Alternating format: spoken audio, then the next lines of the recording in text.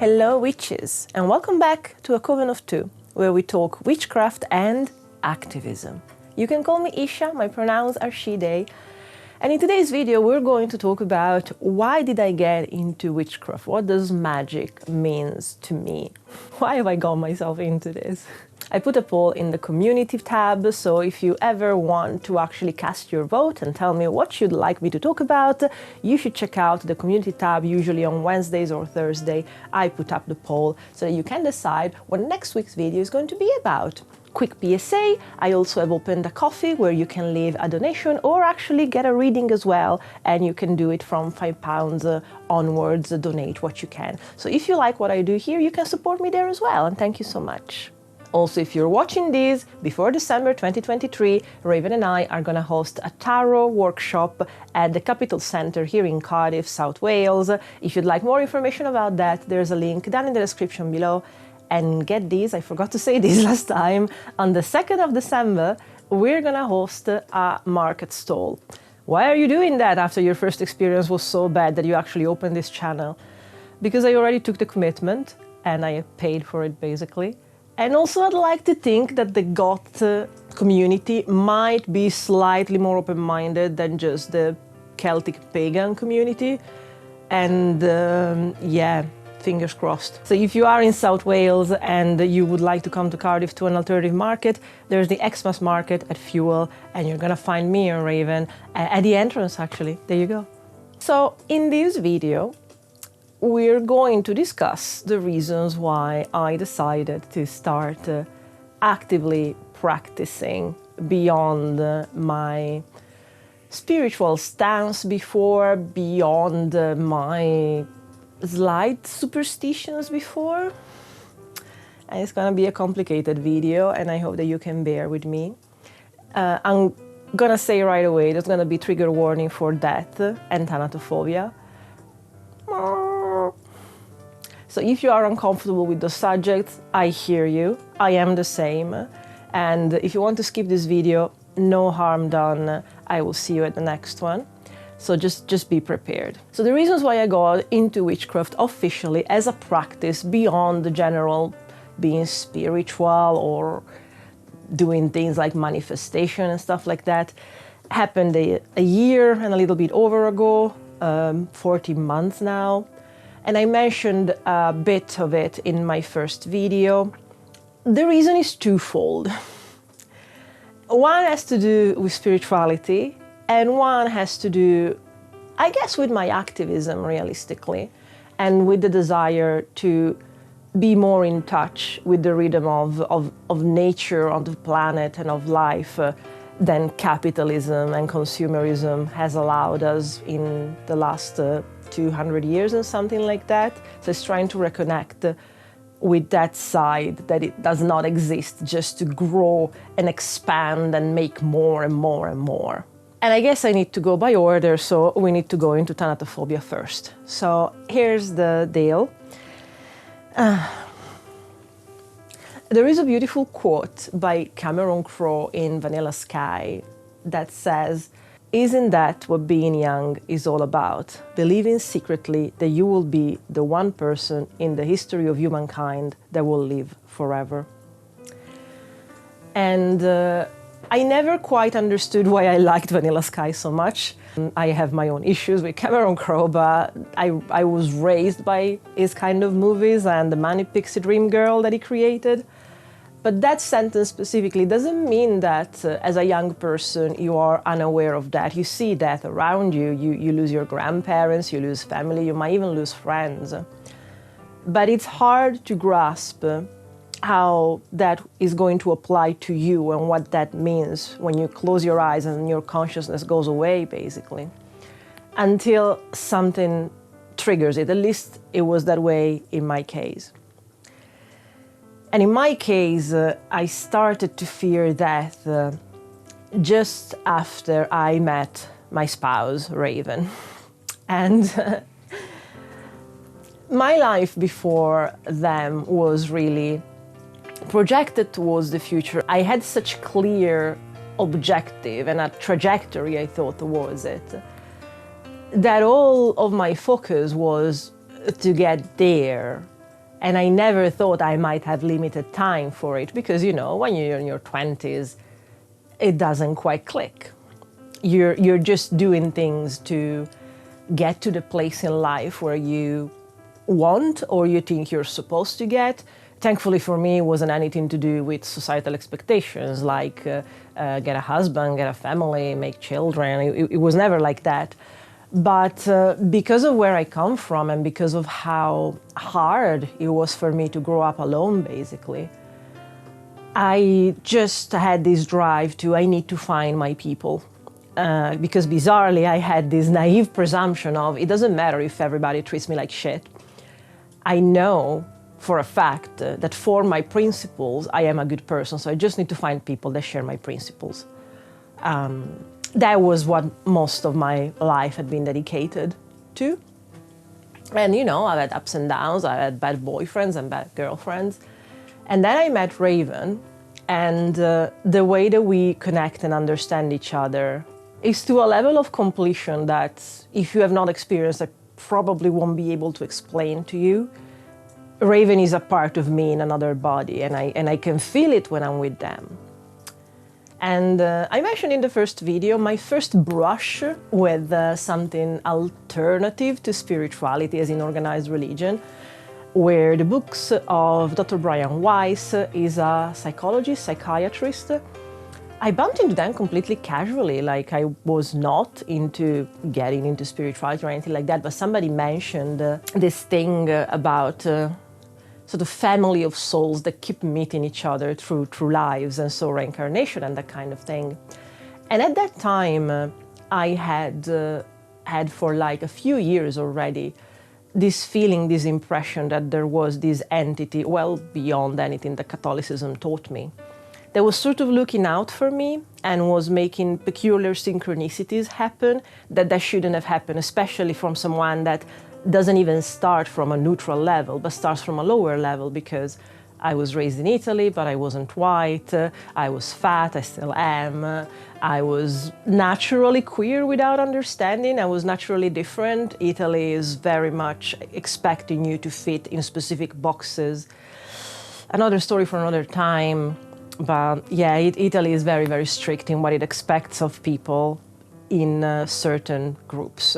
And I never fit that, and I always felt it. But despite starting from, again, a lower level than the default, very good things happened to me that allow me to expand my vision and understanding of the world, and understanding that despite no one being like me or understanding me in my village, or then in my closest town, or in my school, I just knew. I had this absurd belief that despite the way that I had been treated with disgust and contempt, I wasn't disgusting. And I don't know where that belief comes from. It's always been there. And it worked. I had to push a lot, but I moved then first to Milan, then I managed to move to Ireland, then I moved to the UK, and this is where I've settled for decades now. And I was correct. There were my people. It was just very, very far and unlikely to get to from where I started from, which was my village, lost in Piedmont in Italy. Throughout my 20s, like if you were to ask me, yeah, I would have thought that reincarnation is the way to go for me. And then I meet Raven, and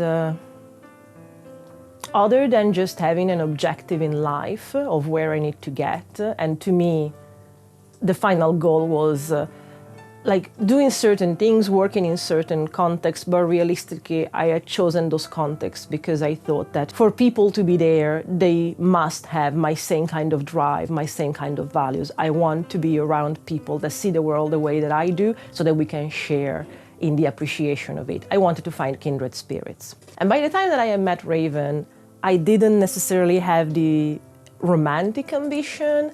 I was very, very happy to like be on my own. I never had the vision or the expectation of marriage, that kind of thing. But we met and we connect in a way that I never have before. They love me the way that I understand love. And I know that what people say when couples clash is that, oh, you know, it's because love for one of them means something different, so they love you the way that they want love, they understand love. We understand each other's in that sense, And it's not a common thing, I recognize that. So Raven is extremely, extremely precious to me. So that started to become the issue. My life priorities shifted.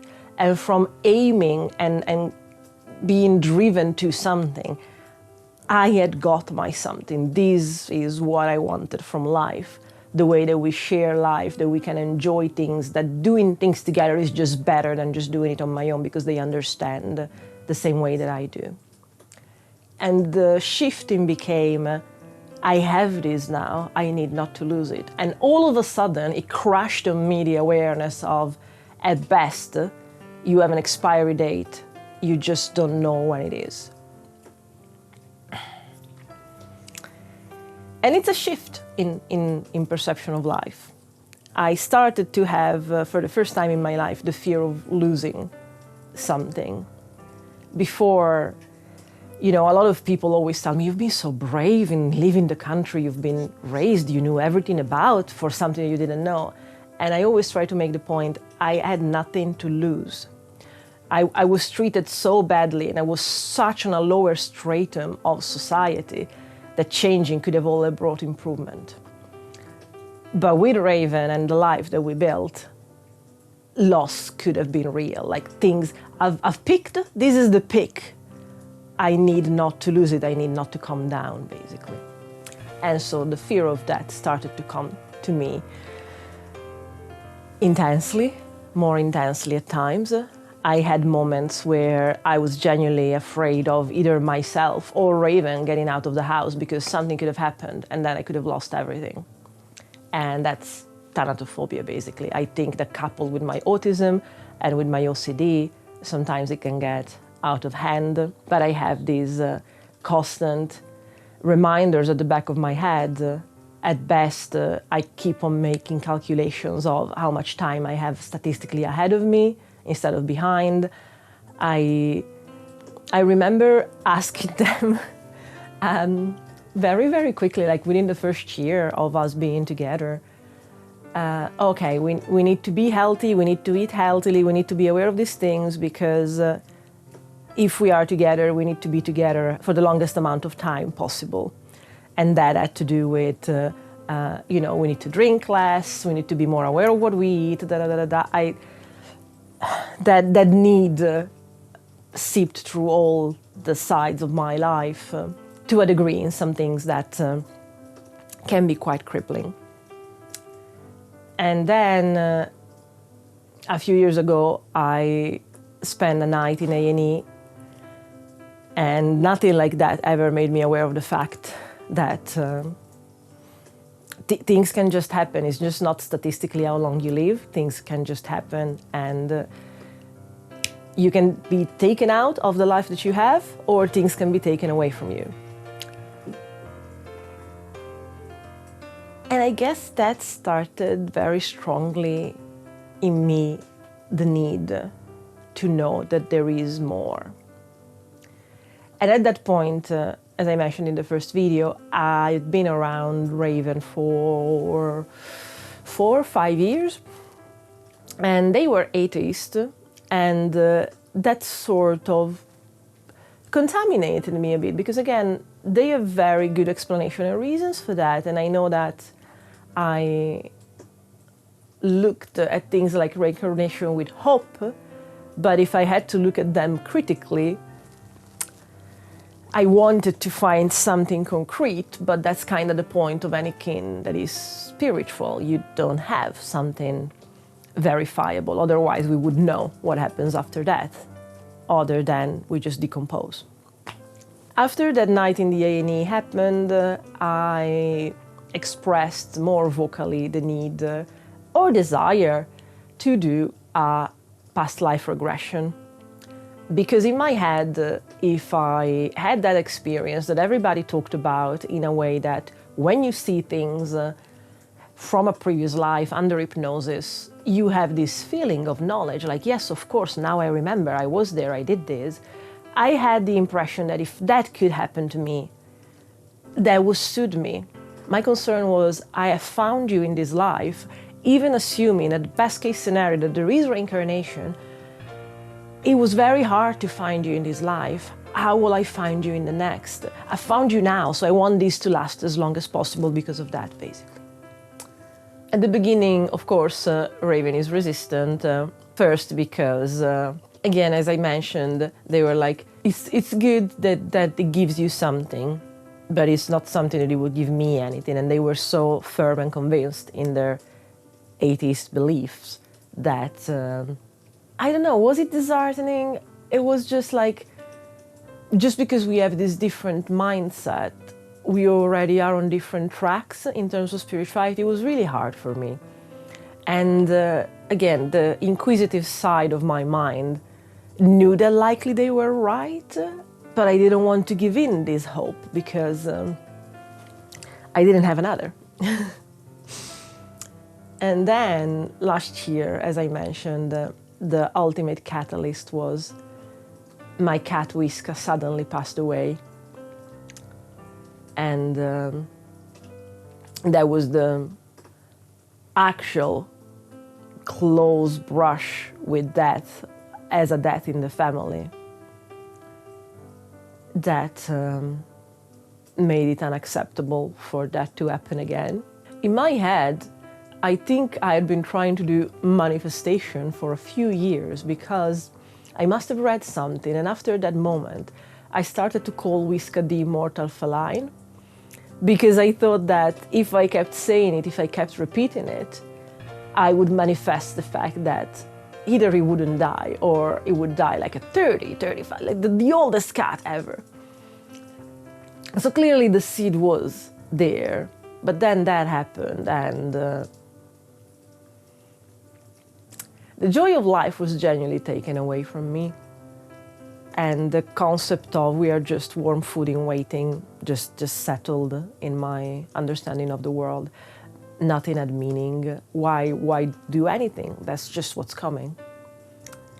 And I don't know at this point if Raven's point of view had changed before or if they changed it at that moment, but they encouraged me to look into alternative spirituality to deal with the loss. Because along with the loss of Whiska, this absolute terror and thanatophobia came back full throttle.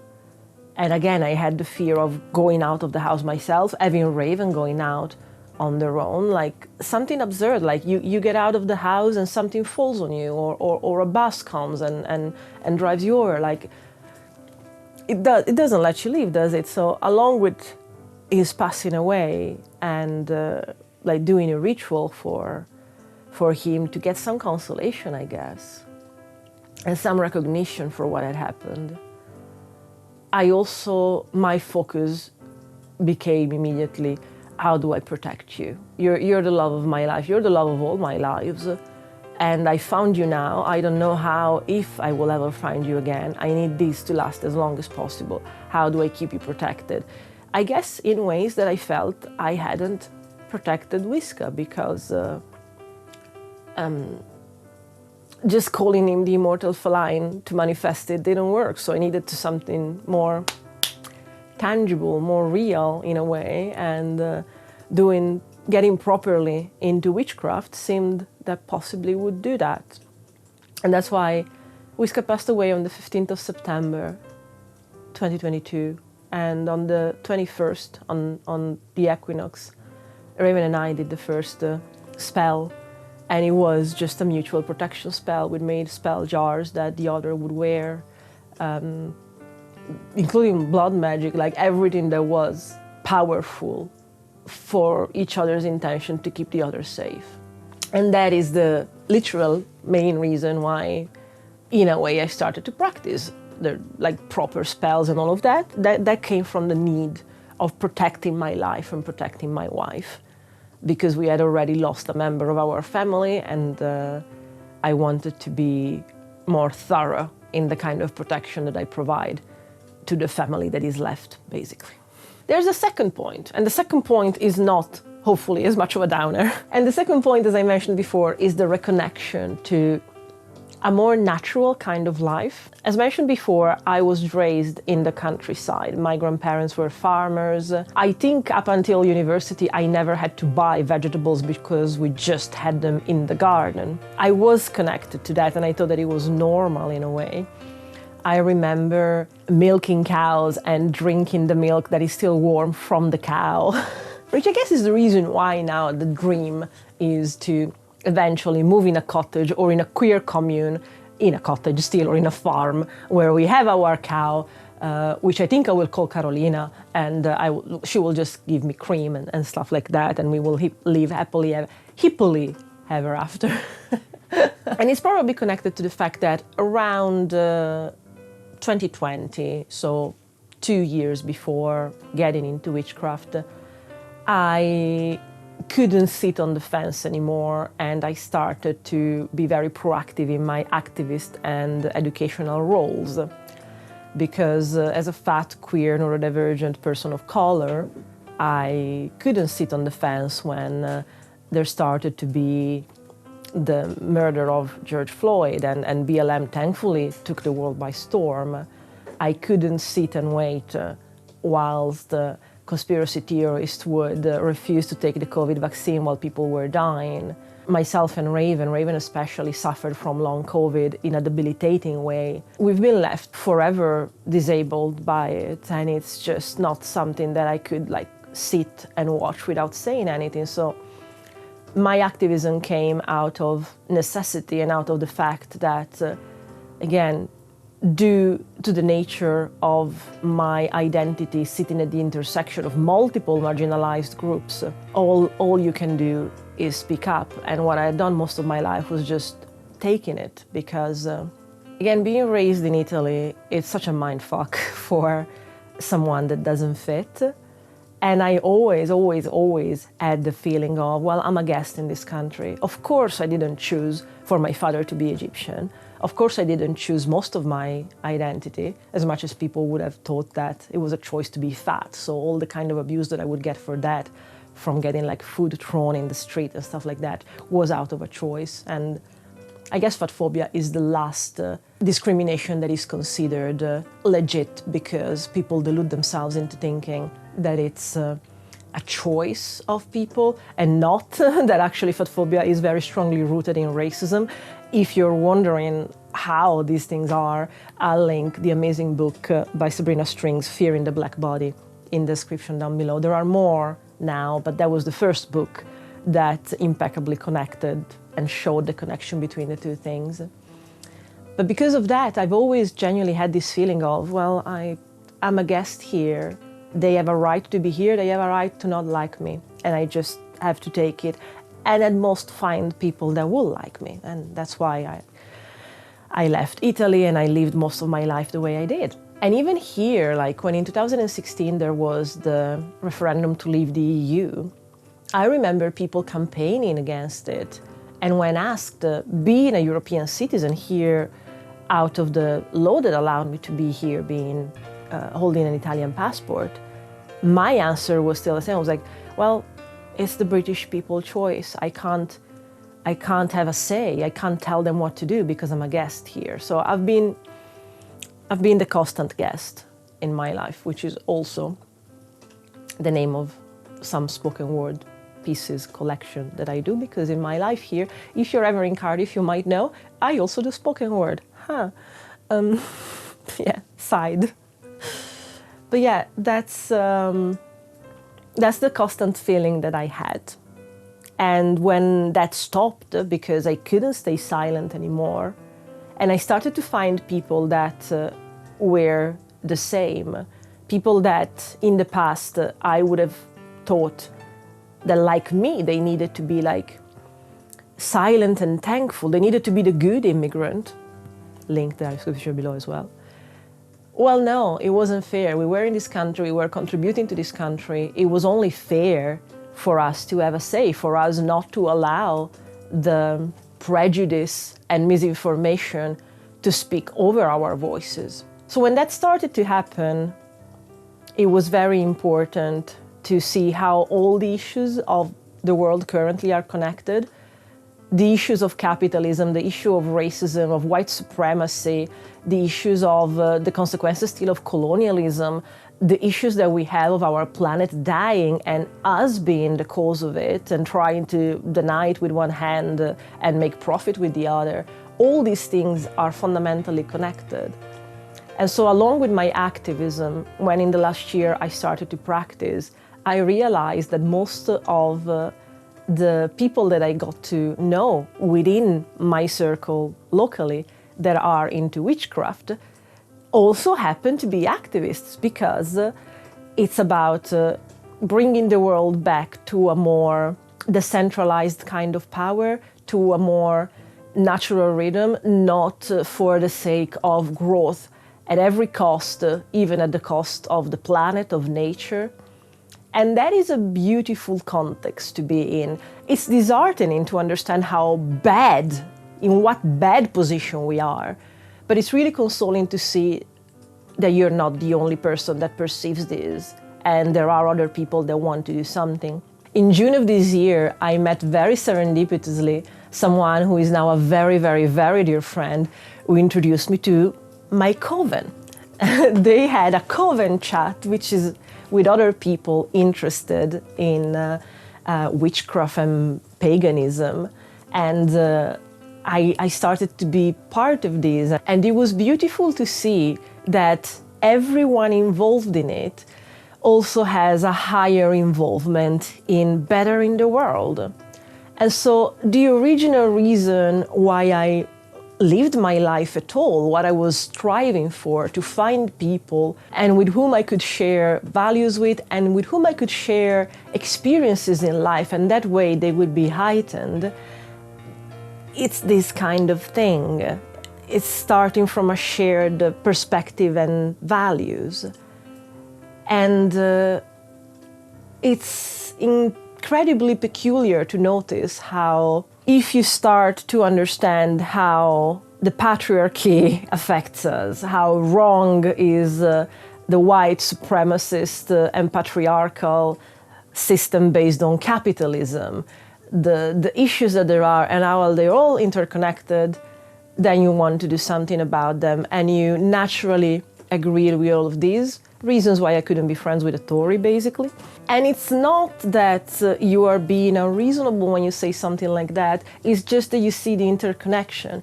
And if you decide to be a Tory but also to support LGBT people, you have a lot of cognitive dissonance, not understanding how your vote, because you want to pay less taxes, directly affect the fact that people are being persecuted for their identity. Those things are connected. If you want to ignore them, where is that beautiful, beautiful quote of Charlie? If the values we profess to live by are not the values communicated by our actions, we might have different values than we think. That is from Radical Tarot. I'll link it down in the description below. I've just bought a few copies for the market and the workshop because there is not a better book. Probably Silvia Federici's Caliban and the Witch, but currently, recently, I don't think there's a better book that puts together anti-capitalist, feminist, intersectional feminist values with tarot and witchcraft as well as Charlie has done.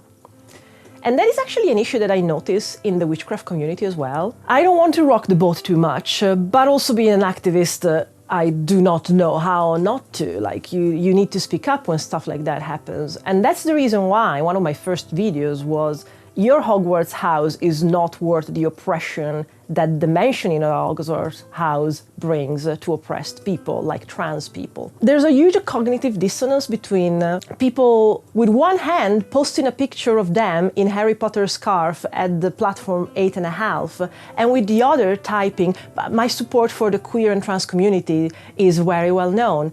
Those two things don't go together. If you say that, but do not listen to queer people that tell you, well, I know that I'm not safe with you if you have no problem posting Harry Potter stuff, because J.K. Rowling has very well and loudly said that they believe anybody supporting their work is also supporting their views of trans people should not exist. Trans people are all groomers and that kind of thing.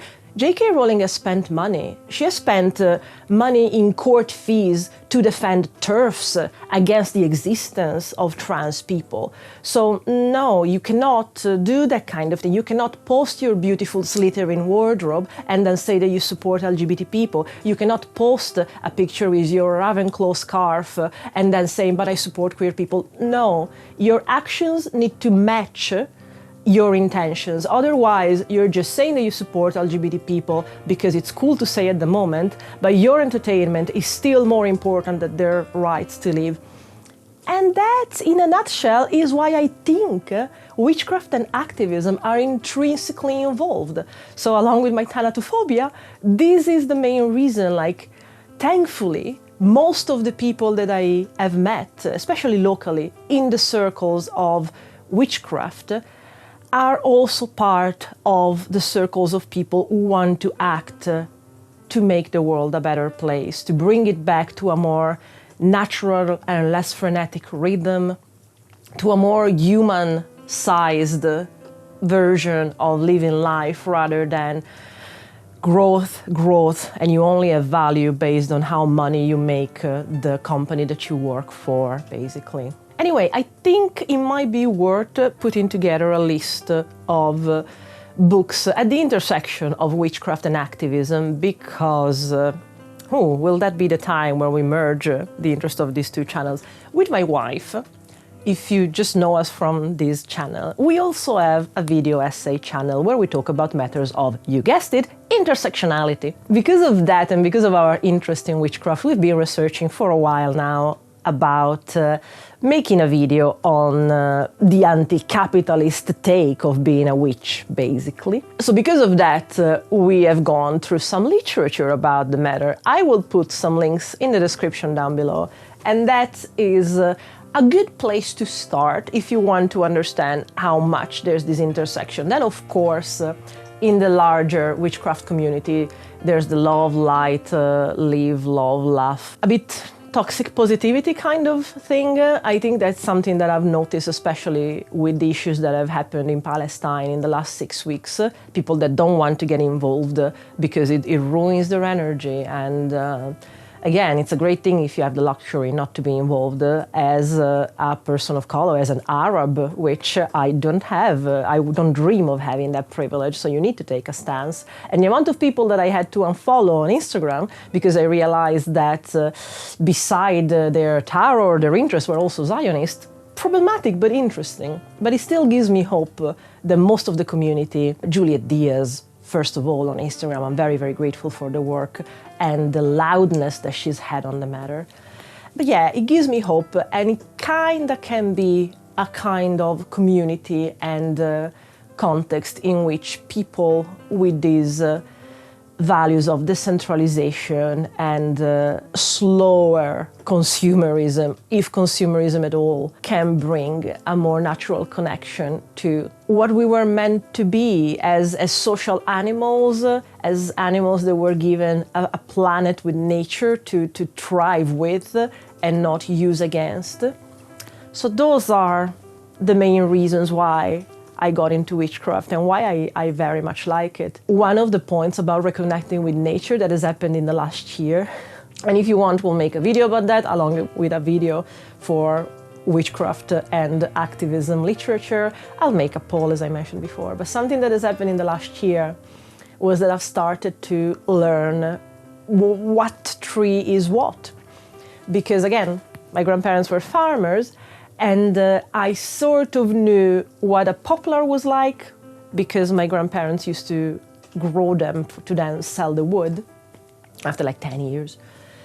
I knew about hazel. I didn't know that the hazel was a bush though, like that kind of thing. And I've started to go around with this app called Picture This to identify trees. And there is something bizarre that happens when you start to do it, and then after a while, you don't need to do it again. You recognize that tree that you didn't before. And it's like meeting an old friend. I don't know how else to explain it. It's a very beautiful feeling. It actually made me feel more connected to the world. Before there was all this green stuff. I didn't know the difference. It was nice, it was nature. But knowing more even in that way, like I don't necessarily touch a tree and feel its spirit and talk to it, although I wish I could. I'll still try. But the simple fact that after identifying them, I can recognize them again and I can go back to them, and that does feel like you've met a friend the moment that you learn their name and what they do. And then you go back over and over and this relationship increases. Maybe I do speak to trees. Maybe I do it my way, which is I need a foundation that is tangible and noticeable, and the app does that, telling me what kind of tree that is. Anyway, I think this video has been long enough. I hope that it was useful. If you have any question, curiosities, how do you live witchcraft? Why did you get into this? Like, what sprung in your head the idea of, I know what I will do. I will find out if magic is real and if I can do spells. What did it for you? Because I'm curious, and I don't think it gets more raw or emotional than this, because talking about my thanatophobia is not something that I do other than in therapy. Because I try not to give it space because it's an anxiety, but at the same time in my head it's a very reasonable anxiety because it's going to happen to everyone. But anyway, that was enough. I hope that until next time we can hex the patriarchy together, because as I said, I think there's very much need. If we take them down, we can enjoy trees more, basically. That's the short version, TLDR of this video. If we take down the patriarchy, we can enjoy the trees properly. Seems fair.